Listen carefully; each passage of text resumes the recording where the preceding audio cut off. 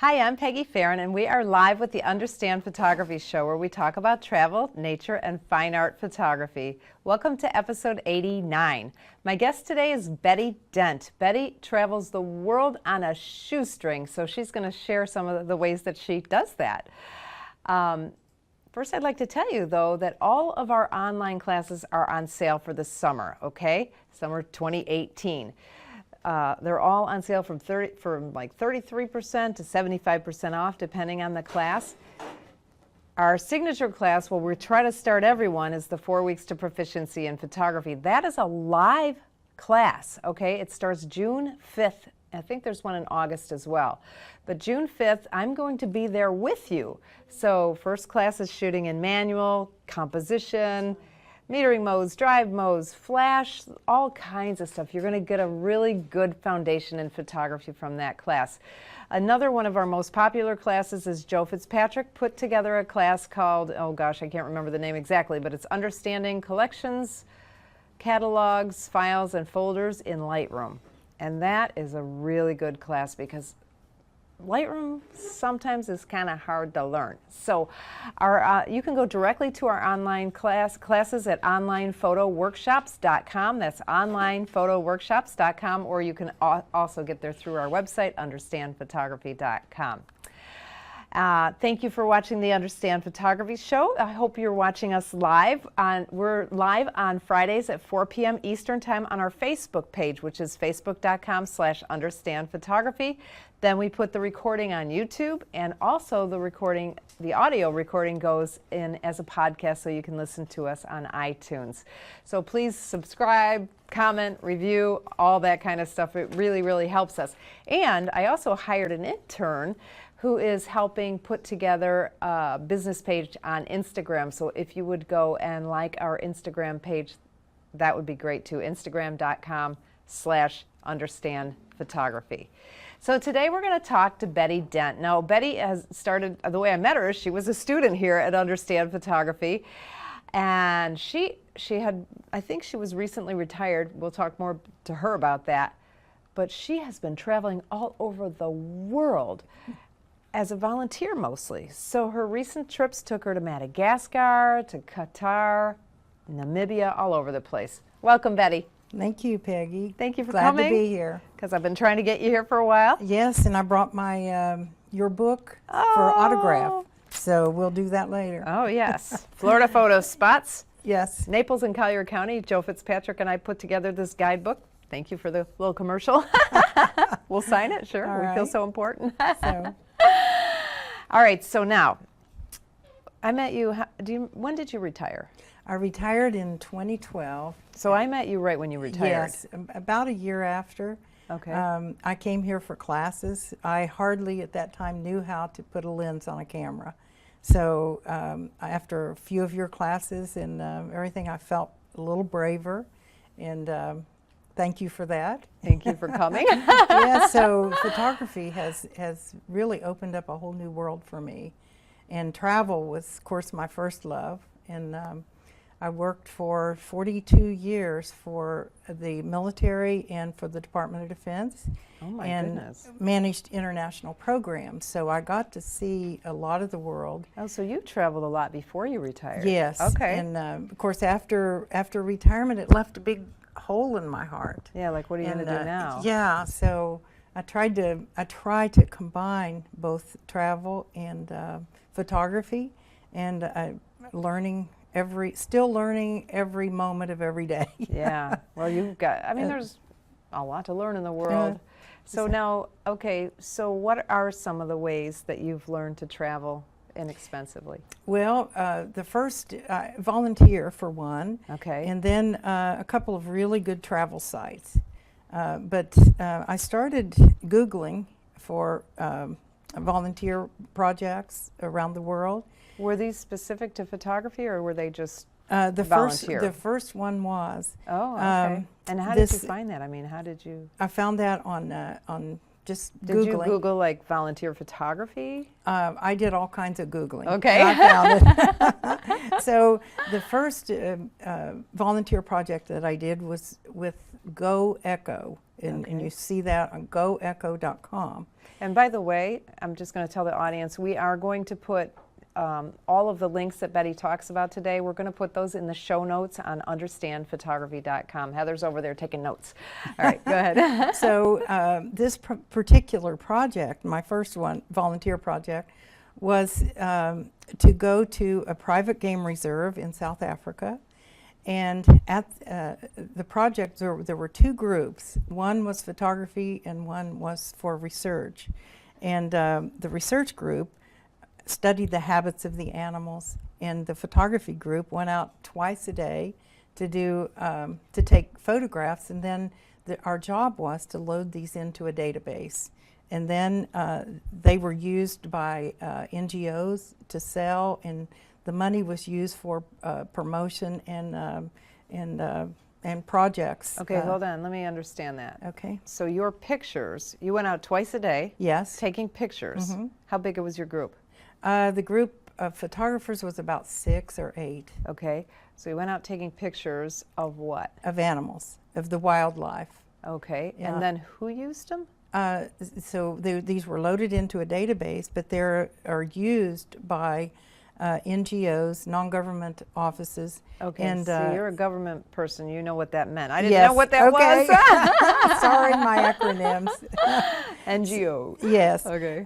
And the money was used for echo projects. Wait. Where's the money? So they're selling the They pictures? sell the pictures. So yes. it's gone to a database, and who are they selling them to? Selling to whoever Will buy them, like yes. stock photography? Or? Well, it could be anybody. It could be a charitable organization. It could be Okay. advertising, an advertising company. Whoever would be looking at that website. So it's like a stock photography. So the people you volunteered for were like helping We're get s- pictures for a stock. I mean, is it their own stock photography company, or you don't know? No, they put the pictures in the database. Whose database is it? in That's the what I'm trying to database place. of the private game reserve. And then at the private game reserve, okay. this was advertised, and whoever bought the pictures contributed, in a sense, to the eco projects and, And so then that's the animal money. Okay. rehabilitation and many other so it was projects. so you were there and helping basically to fundraise Yes, with your photography. in a sense. Now, did you have to qualify? Did they look at your portfolio? You Are you have- good enough photographer? Is what I, what I No, wonder because no, what they did is they provided professional photography training for 4 to 5 days, and then we were supposed to be prepared, and we would go out with our photographer and learn and take the pictures, and he would go out with us. We even did some weekend trips with him, and then he left us on our own, and then we did our photography. wow, And it was 2 big game drives a day. So that was real that sounds exciting. like fun. I mean, people pay thousands of dollars. Now, you still had to pay though. You still have to pay something, So but what, it's what do nothing. you pay for your expenses, basically? You pay a fee, and of course, with any volunteer organization, this is pretty much the case. You pay a basic fee, and you have to pay your own airline. Mm-hmm. And so, of course, they could not afford to do that and still, Of get course. the help or the funding. Right. So So- it was amazing, and it's not just It was not just photography. We went out to local villages, Zulu villages, and taught preschool children, and Taught them what? taught them English Oh my and gosh. hygiene and other things. And we also at one point took hand machetes to clear of an area so that they could bring the wild dogs in. Now that was hard work.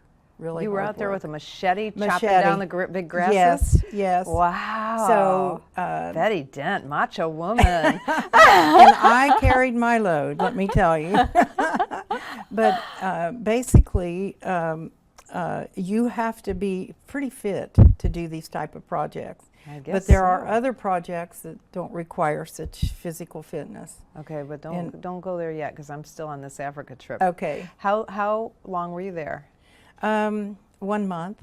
Wow. Yeah. Now, how can I ask you how much it costs? I mean, is that too nosy? Well, I can't remember exactly, but it seems to me like it was somewhere around $3,500 For a whole month. for the month, and that covers your food, that covers your tent, cabin, whatever that the accommodations are, And then plus your airfare, and you pay for your own airfare. which is $1,000 probably? Or? It depends on where you're going.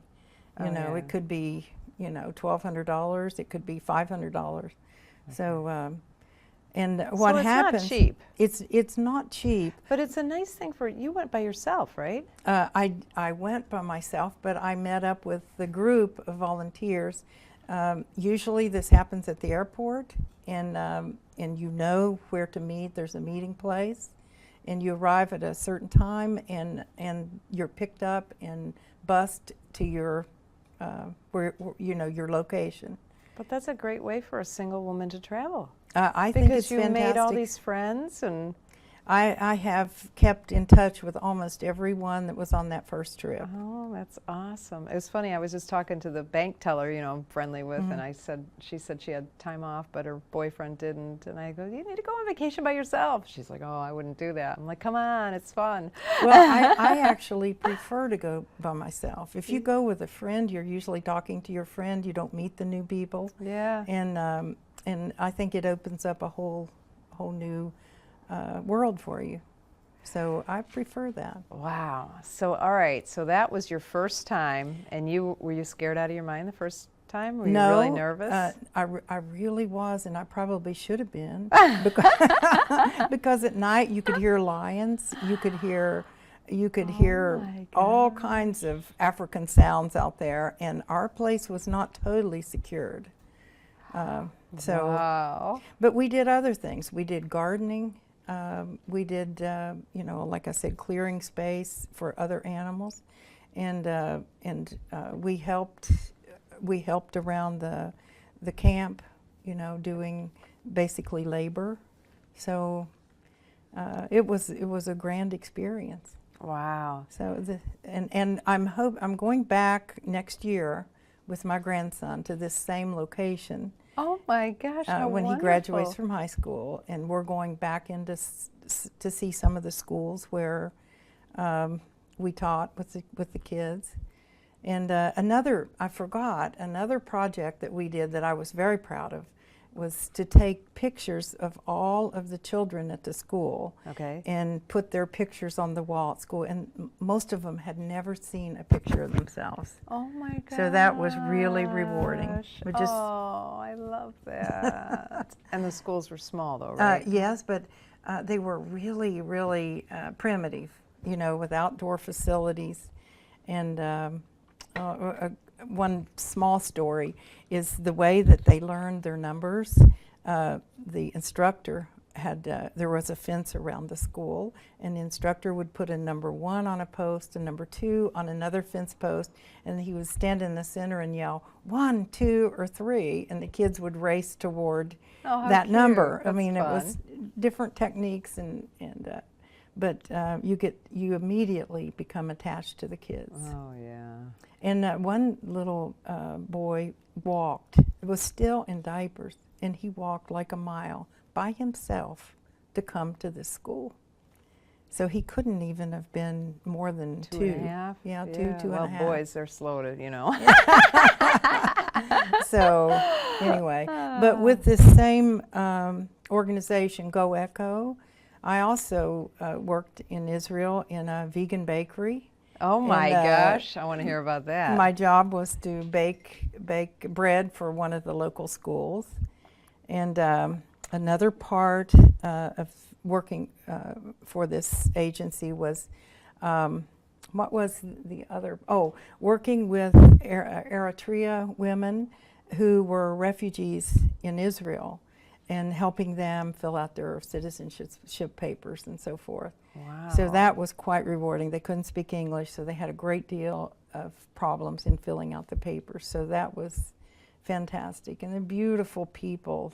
And as a result, I got to see a wedding, one of their weddings, and photograph weddings. Gosh. So Now, this trip to Israel was not a photography trip, though. that was these were separate volunteer projects, and but I did do a project several years in a row in Israel, working with the Israeli Defense Force. Okay. And it's the same type of situation. You pay for your airfare, and you pay a minimal fee, and you work on a base with the Israeli military. You work side by side. You eat with them. You everybody speaks English. well, yes, mostly Okay. Hebrew and English, and so I mean, I have never had a language problem, and so. But anyway, that was very rewarding. What did you do there? I cleaned and repaired tools, absolute labor projects. Oh my gosh, And, you're such a fancy woman. I just, I don't picture I don't you see doing myself hard that way. labor. Yeah, and cleaned warehouses, and we packed rucksacks, and now they have programs. If you're a nurse or have some profession, you can apply. There's an interview with that. You know, they have to be sure that you are going there for the right reasons. Right. But that was really one of the most rewarding things that I have done in my lifetime. Which one? Working with the Israeli military.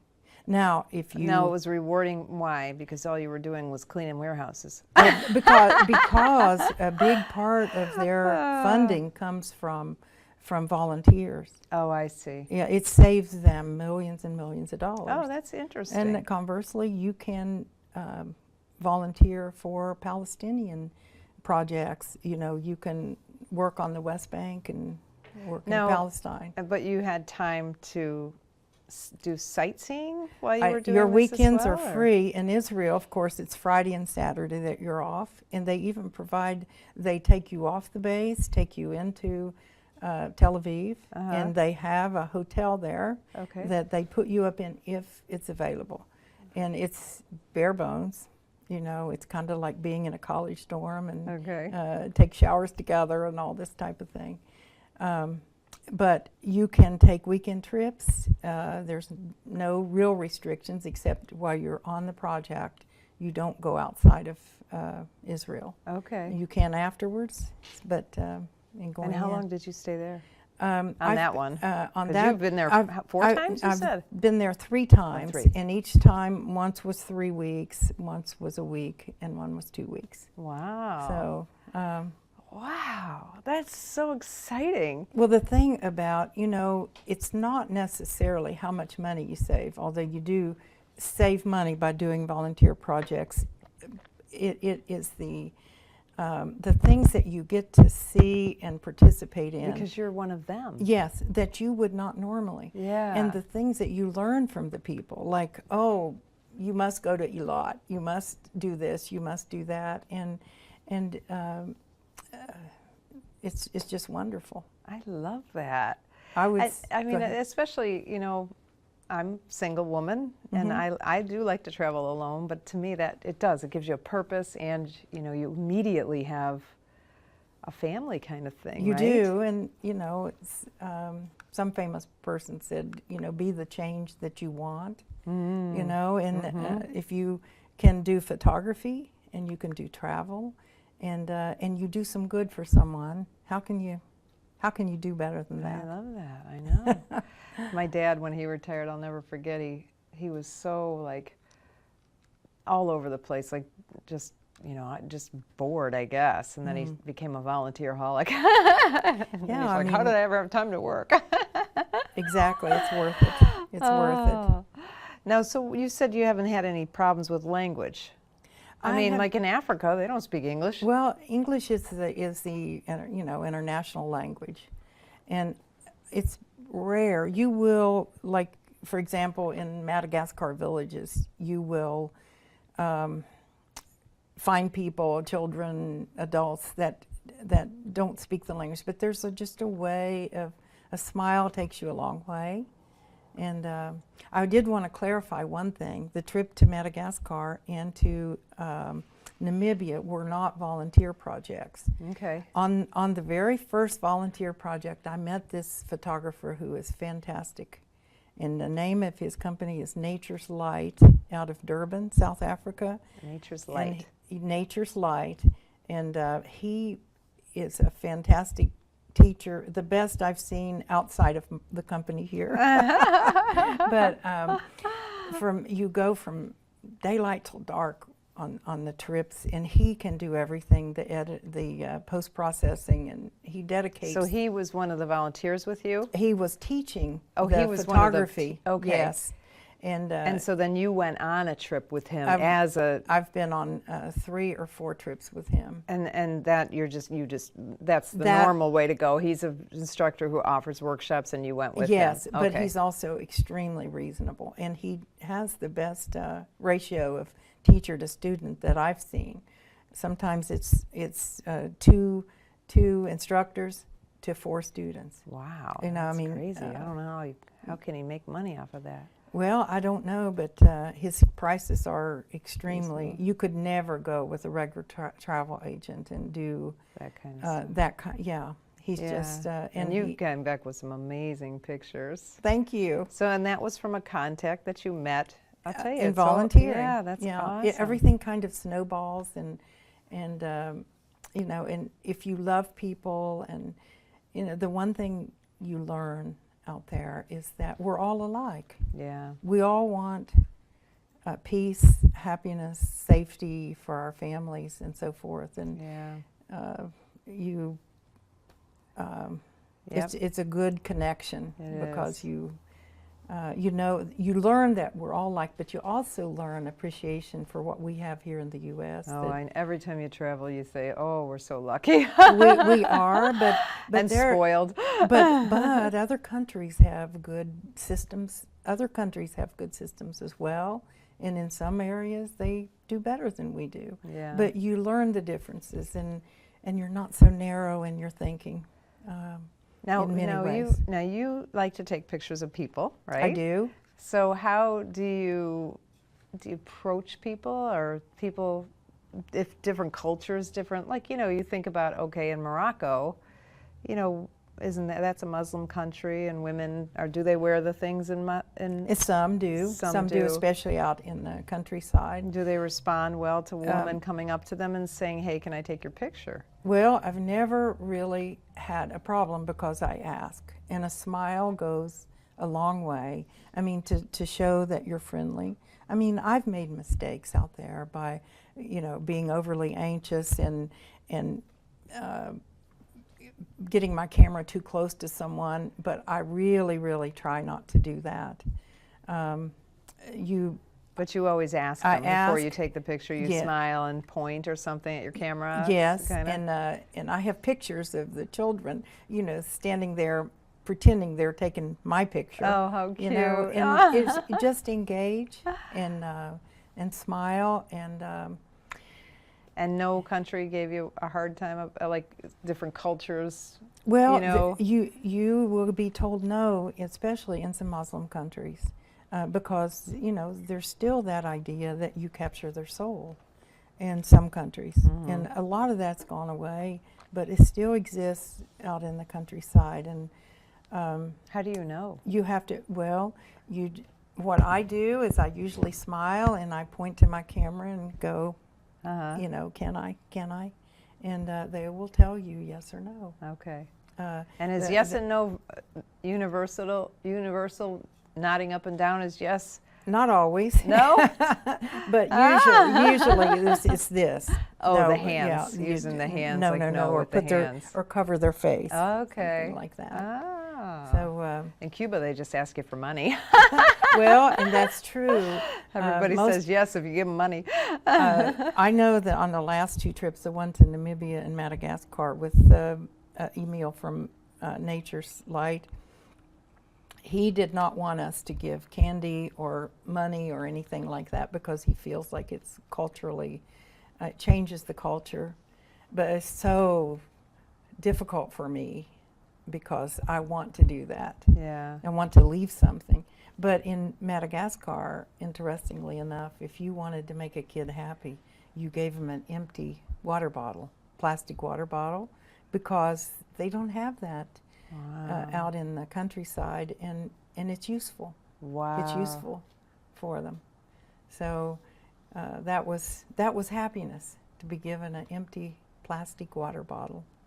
Wow. So Yeah. now how do you know what kind of gear to bring? Like, okay, so your first trip was a photography trip. So I assume you probably brought a big lens. They wanted you to, because they wanted you to Well, get pictures of the animals. And that would take. I bought my 1-400 lens for that that trip. first trip. Uh-huh. Yes, and then my 24-70 for wide angle, and then I like to take a macro lens, my 100 millimeter, because there's all beautiful blue grasshoppers, if you can imagine. Oh my gosh. I mean, you see so many different small things that you could use your macro lens for. And then I bought, I invested before I went to Madagascar into is it 11 by, let me look at my notes here. It's 11 by 24 millimeter, which you can get a really, really wide angle Okay. photo. And you don't have to stitch together. You Yeah, don't have I to do know. any of that. I went to Paris. When I went to Paris, I've only been there once, and I did not have a wide enough lens, and I had to stitch so many pictures because I'm like, I want to get this whole picture. Click, click, click, stitch know. later. Click, click, click, stitch later. Well, I knew that I'm not technically competent enough to do that much stitching. So Well, you can. I so- can teach you like that, but So- it's just it an was extra a step. real. It was really wonderful doing some of the wide angle. They have like in Namibia, like our Grand Canyon, only it's smaller. Uh-huh. And I loved my photos from there. And it's just so much. It's the least populated country in the world. Namibia is? So it's just Wow. desert. Like per square foot or something? Yeah, Or however they square, measure. whatever. So you can get a lot of beautiful landscape photography. The sand dunes are beautiful. Oh, wow. And we actually flew over sand dunes in a helicopter and took some fantastic pictures. Oh, that sounds wonderful. Now, what about okay, so you went for your volunteer opportunity the first time. You brought all this expensive gear. You didn't carry it around with you every day, I do. did you? I do. Every day you carried all that stuff Yes. around? Did you have Yes. 2 cameras too? I did. Because I would worry about it getting stolen. See, I don't have one of those lenses that has such a broad range. Well, But yeah. my 100-400, of course. And it's heavy. It's I heavy. know. But I just put it in my backpack. I take the camera, put the lens on that I'm going to be using, and then I carry the rest on the backpack. If I'm in a Jeep or something doing a game drive, then I put It's on it, the floor, so yeah, you don't it's have on to the floor carry or it, seat yeah. or something. But I carried all that equipment back into the sand dunes and so forth. You Wow. really You have to be in need to good be shape. physically fit. No And kidding. I may not look it, but I work out all the time and try to be, have the strength to do that. Yeah. I'm not ready to give up yet. Good for you. So Well, what about some of the other trips that weren't photo trips? Did you still drag all that gear? I did, because of may possibly having a great photo opportunity. I went to 2 years ago. I went to Vietnam and Cambodia, Wow. and so I take my camera. I'm going to Bimini next week, and I'm taking my bag of camera Everything, and huh? lenses, because who knows what I might see. All right, tell us about Bimini, because you already told me, but I want you to tell the audience what happened there. Well, I opened an email and popped up a opportunity to go to Bimini for 4 days, spend 4 nights in Hilton, and round trip airfare from Miami, and it was only $290 For the hotel and the airfare. for everything. That's crazy. And I couldn't believe it, so I signed up for it. And you actually called the Hilton to make sure it was a real deal. I called to make sure it was a real deal, and I called the airlines to make sure I was. And that was just because somebody sold your name. I think it's because there's going to be a hurricane next week. Yeah. And somebody knows that, you know. But So it was only those specific dates, or? just yeah, that offer was just for those dates. And how much notice did you have? I took it immediately, and But I mean, did you find out last week or today? No, or? I think it was like 2 weeks ago, 3 weeks Nice. ago. So if you're able to take off on that's just from being on different mailing lists. Yes, and one of Wow. my favorite sites, just for group, if you want to take group travel, is Travel Zoo.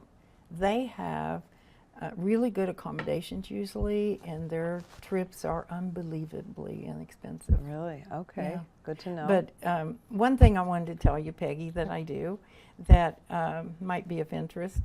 Sometimes if I see a really inexpensive flight, like I did this last year, I wanted to go to Colombia.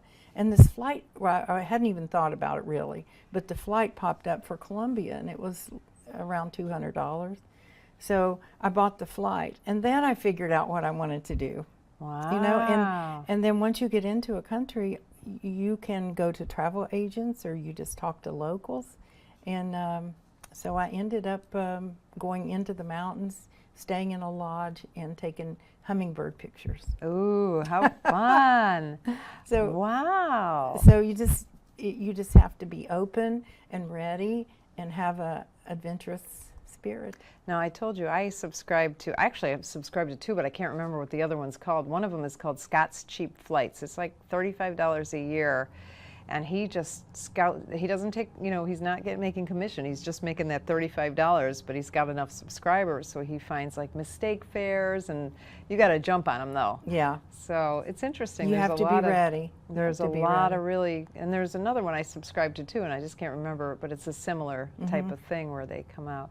Well, have you found other, well, so that's a good advice. Any other advice about traveling? Well, you know, I Google a lot and look for, I might have 4 or 5 countries that I think in the back of my mind I'd really like to visit. And so I look for things. And when I don't have to go tomorrow or I don't have to go next month, but if I see something and it's really inexpensive and doable, then I wait the 2 or 3 months, whatever it takes. Did I tell you I swapped houses with somebody last year? No, have you looked into but that? yes, I have done that. You have done it? Yes, in Airbnb, of course, that you're familiar with. I've done Airbnb in a lot of places. But my biggest and best source, because I don't feel like I have to have everything planned out before I go, taxi drivers really know a lot, especially in other countries. You know, where is a decent hotel, and if you don't like the looks of it, you don't have to stay.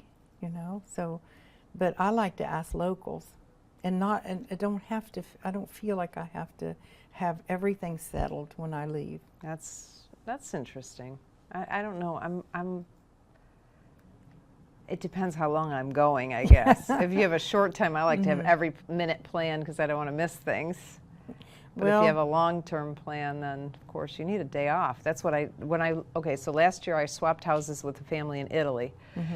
And I went for a month. And obviously you can't plan a whole month out. Just kind of general ideas. And I met a girlfriend there. She lives in the Philippines, so we met in Italy and spent the time together. But see how it happens? I overdid it, man. We needed, we need to plan some days off. We were like going here, going there. Every day we were going somewhere. Travel is hard. Yeah, it's you hard get work, exhausted. really. But the benefits are so great, especially in photography. Yes. And you know, meeting the people and learning their culture. It's all worth it. Have you been on other photography trips besides that first one? Yes, the Namibia, Madagascar. I mean, as far as volunteering or? I was trying to think. Can't think right now No, where they are, but I anything. have been on. See, I want to get to that point where I've been so many places I can't remember. Well, I was so fortunate in my career. I lived abroad for 15 years of Where'd you my live? career. And I lived in Germany, for 6 years, Warsaw, Poland for 6, and Azerbaijan, and Lithuania, Wow. and Panama. Those are the places I've actually Now, do you lived. speak any of those languages? No, I'm terrible with languages. If you concentrate on languages, and I've seen a lot of people who do that, you don't have time for anything else. Just study languages, and it doesn't do you any good if you're in Madagascar to speak Spanish. Spanish or Italian. Yeah, there's just not enough hours in the day. That's for For sure. me, yes. Me too. I'm with you on that one. So So where else have you been that's interesting to our audience as photographers? well, Cambodia was Angkor Wat. That was quite interesting, and I did go on the Siberian Express, but I didn't have a camera back then. Oh. So I'd love to go again so I could redo that. And now that Redo. is what? That's a train that goes through Siberia? Yeah, In the from Moscow to Beijing. Wow, Yeah, that so- does sound fascinating. Yeah, Now, do they stop a lot though? Could you? I mean, would you have a chance to take pictures? Not a lot because So they you mostly stop. look out the window. Yeah, but you could get some nice photos if you had the right lens and everything. So, but it's hard to say, Peggy, because with my career and my traveling, I've been to more than 100 countries. Wow. And I have never been to one that I wouldn't go back to. Wow. There's not a country that I haven't liked. Is there one that you have been to more than once because you loved it so much? I've been to China several times, but China. part of that China's was so working. huge, I though. know. Going to China is like saying you're going to the United States. That doesn't even mean anything. I Did you go know. to Florida or did you go to Jackson Hole, Wyoming? I mean, there's not even the same, I know. you know. I know. Because is China geographically as big as not geographically as big as the United States, but it's pretty big, right? It's bigger than we are. I mean, there's they have more people, I know. Yeah, yeah. That's big. So, I'm going back to South Africa for the 3rd time. So that sounds And when my to me like grandson you like that. graduates. Oh yeah. You know, And then next now, are you year. going to volunteer with him, or you're just taking him to No, the but same areas? I want him to see, and this will be his first trip overseas. So I want him to see what it's like, and we're going to go back to some of the villages. But my little granddaughter, she's not so little, she's 19, and she's landed in Rwanda yesterday, and is there with Engineers Without Borders. Wow. She's just finished her first year of studying at. So she's there as a volunteer. Yes, and they're going to do fresh water for this little village, something to do with how they do the PCV pipe, and then they're going to put some electrical power with the panels and so forth. That's So amazing. I know. Oh, I So bet you're so proud. I am, and Aw. I'm jealous. I want to be there with her. Oh, So that's awesome. All right, so how do we find? So you Google, but you're going to give us some links, right? I have, I've written out, well, if you work for the government, you do everything by PowerPoint or talking point. Yeah. So I wrote everything out on talking point, and I'll leave that with you, and it's got a lot of the sites. Okay, good, because So- I know everybody's going to want. Go ahead. there- You have a thought. Yeah, I do have a thought. Another one that is really good in South Africa for those who are interested, Nick's tailor-made safaris. He is the one that is helping me set up the trip for my grandson, and they will map out a program for you and take you to several different camps and give you a car, a GPS, and make all your reservations. You just have to drive there. And in South Africa, they have good roads. They drive on the other side of the road They from do, us, though, right? They do, Yeah. but it's not as They don't have those crowded. stupid roundabouts, do they? Yeah. When I'm I was trying in to Ireland, I remember. thought, I will never drive here. I know. Because to do a roundabout is hard enough when you're on the correct side of the road. Yes, but it's not as busy as Yeah. it is here. I drove in St. So- Croix. Yeah, good for you. That would scare me. And Yeah. I don't like to swear. I don't swear very often, but I still have it. Michelle was telling me they drive on the opposite side of the road, but their cars are the same as ours. So your steering wheel, your driver, has to be close to the grass. You know, that's the way you remember. You go, ass to the grass, ass to the grass. I was driving the whole time with that in my mind because I was so nervous. You have to have some way, some reference point, you know, to do that. But with Nick's Tailor-Made Safaris, he's out of South Africa as well. He's a Dutchman, and they are. It's not a volunteer project, but it's so reasonable, and the photography that you're exposed to is fantastic. The Big Five and all of that. He knows all the best places to go. Oh, good to know. Yeah. We'll put his link in there, too. Yeah, I have all that here for you. And do you get commission? No, no, but You should. But those two people that I have met in South Africa are fantastic, and they are wonderful to work with and to travel with, and they're both professional photographers. And that's awesome. Yes. That's So, awesome. Well, thank you so much for coming on the show. well, I'm glad to be here. I hope I didn't bore everyone. Tune in here next Friday if you'd like to watch us live on our Facebook page, facebook.com/understandphotography. We go live at 4 p.m. Eastern Time each Friday. Or again, we're going to put this on YouTube and on we use SoundCloud to upload our podcast, so you can watch us on SoundCloud or iTunes or anything like that.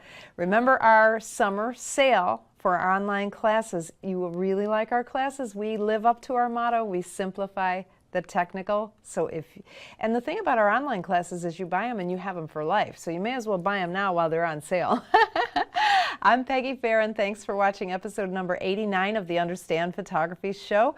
We'll see you next week when we talk to fine art photographer Jack Magella. Thank you for watching the Understand Photography Show. It would help us immensely if you would click like and subscribe to our YouTube channel.